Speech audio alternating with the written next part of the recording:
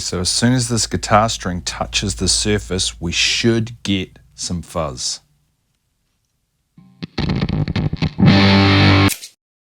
So this could be one of the most unique fuzz pedals I've ever built, and not only because of how it sounds, but because of how the sound is actually being created. Because this fuzz pedal is clipping using actual fool's gold. Now there are already loads of incredible fuzz pedals out there using silicon, germanium, all sorts of different ways to create fuzz. But I'm guessing you've probably never heard of using pyrite, better known as fool's gold. Normally in a fuzz pedal you might use a mass manufactured semiconductor diode like these. But what I'm building today is basically crystal radio technology from well over 100 years ago.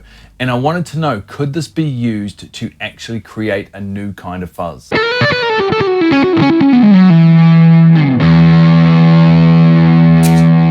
The crazy part is how simple this actually is. A small chunk of pyrite only costs a couple of bucks. And to turn it into a primitive diode, you only really need two connections.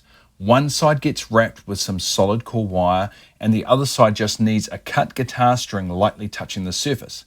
And just like that, we've created a primitive point contact diode.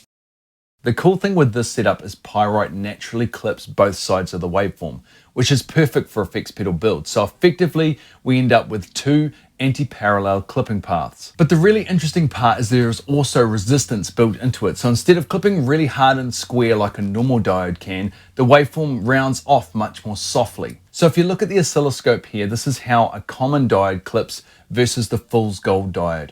You can see the waveform is collapsing much more gradually. It almost behaves much more like an overdriven tube stage than a common diode. And this is the part that I actually really like. At a microscopic level, the contact point is constantly changing. Tiny inconsistencies, tiny pressure variations, and tiny changes in the pyrite surface itself. And because of that, the fuzz almost feels alive. There's this interesting, slightly reactive texture that feels extremely unique. So to bring this to life, I built a modified version of my Red Gizmo fuzz around it.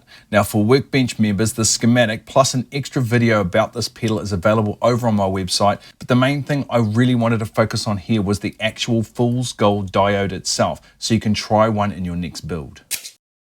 Right, so let's hear what this actually sounds like.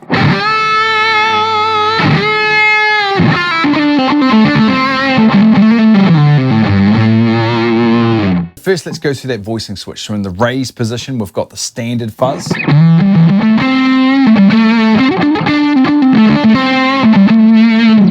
And then in the middle position, we've got the tight fuzz.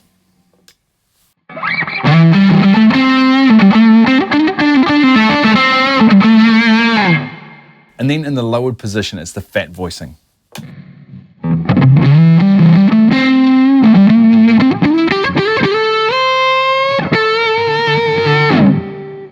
And this knob in the center here controls the clipping threshold of that pyrite junction. Have a listen. Halfway. And I'm full.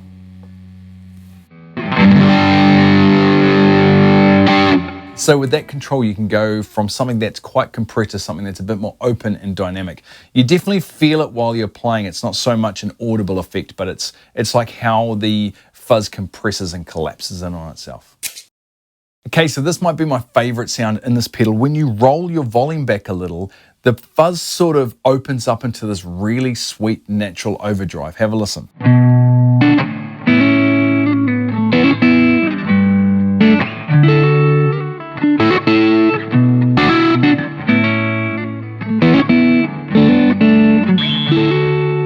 It's almost kind of like an exploding clean tone, and it reacts completely differently depending on how you play.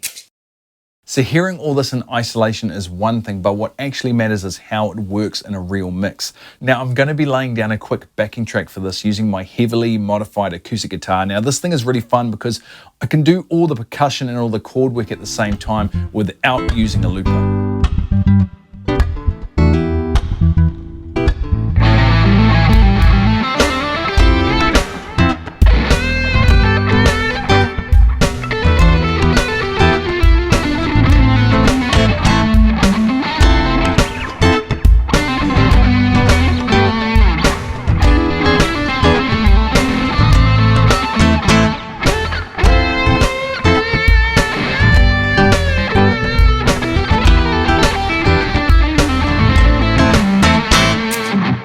So after dialing this thing in properly, it actually sounds pretty incredible to me. What surprised me the most was how usable it became after everything was tuned in correctly. It's got this sweet but sort of aggressive, really musical fuzz character, but at the same time there's something unique going on in that texture. It doesn't sound like a normal clipping circuit. There's this slightly reactive quality to the notes that gives it its own personality.